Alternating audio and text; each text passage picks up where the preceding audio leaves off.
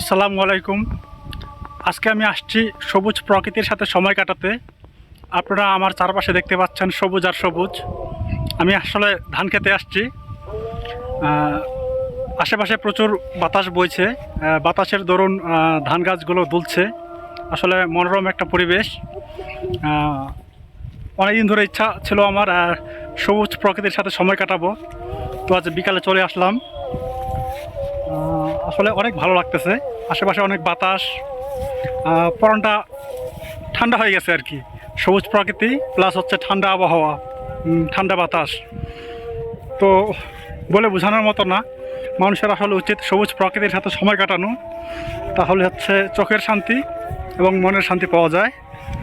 তো চোখের শান্তি এবং মনের শান্তি নেওয়ার জন্য আজকে আসলে আসলাম এদিকে। দীর্ঘদিন ধরে এদিকে আসা হয় না, কিন্তু একটা সময় রেগুলার এদিকে আসতাম আমার আব্বার সাথে, যখন আমরা ধানের কৃষি করতাম। এখন মূলত আমাদের ধানের কৃষি করা হয় না, যার কারণে এদিকে আসাও হয় না। তো আজকে মনে ইচ্ছা জাগলো যে ঘরের মধ্যে চার দেয়ালের মধ্যে বসে না থেকে একটু সবুজ প্রকৃতি দেখে আসি। তো আজকে চলে আসছি এদিকে। আপনারা দেখতে পাচ্ছেন চারদিকে সবুজ আর সবুজ।